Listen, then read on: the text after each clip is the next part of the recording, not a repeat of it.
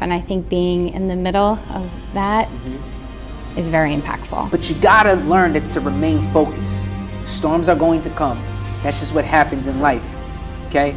It's how we respond to it, right? How are you going to respond to the storm?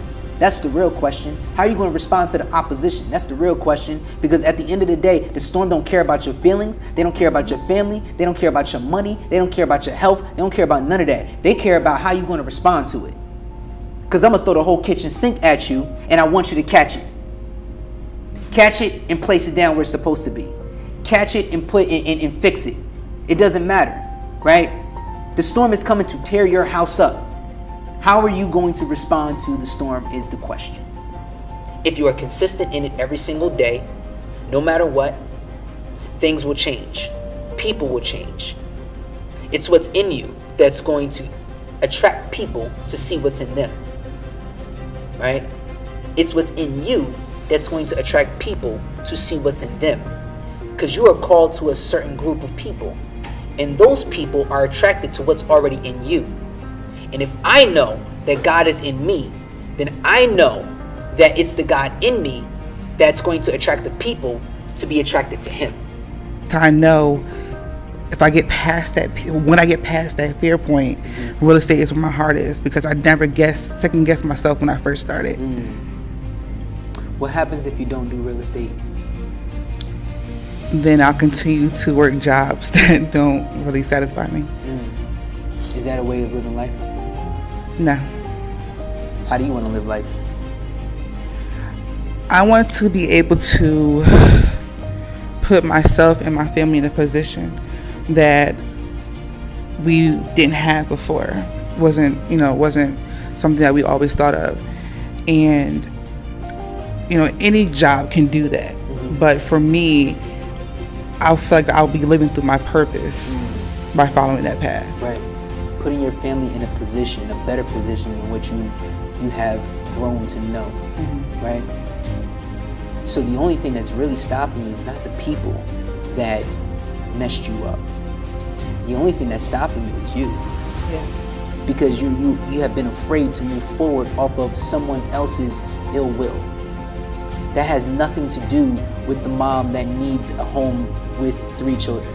You have a significant other? No. You don't, so you don't have nothing at all? Yeah. Okay, yeah. So you're last on your list. Yes. So one is work, 2 is family and friends, and 3 will be self. That's it. So you're last on your list. Yes. That's correct. You're last. I'm just making sure I'm just being clear. That's correct. Okay. Let's take family out the mix. Right? You got your own family, right? And you put your spouse, you put your kid, and you put your work before you. Okay? God forbid something happens to you. Who's gonna catch you? I used to be prideful, to the point where, like, if I knew I was wrong, I didn't want to admit it. Or even sometimes, like in our marriage, sometimes if I'm wrong, I don't want to say like sorry first.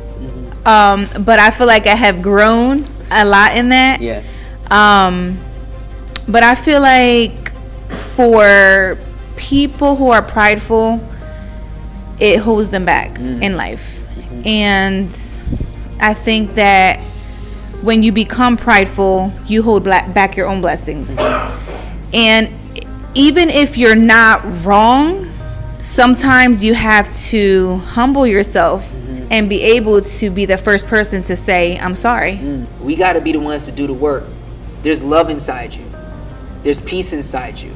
There's health inside you, right? There's joy inside you. Use those tools so that you can go to the next level. But just because those things are inside you doesn't make you void of doing the labor. Doesn't make you void of doing the work. We got to do the work. If we don't do the work, then guess what? We're not serving the way that we should be, right? And it's like I always say, when we change the mind, we change the game. Yesterday is gone, people. Tomorrow will worry about itself, and today is all we got. Today is all we got. There's 1,444 minutes in a day. That means we got 1,444 opportunities to be successful, right? So think about your purpose. Think about your calling. think about your future, right? Use this book as a tool to help you and get you to the next level, to give you the boost and the spark that you need to push forward. That's my time. Thank you guys. I love y'all. I'm Kenneth Allen Thomas, leadership coach, and this is the course on how to lead through a storm. Let's begin.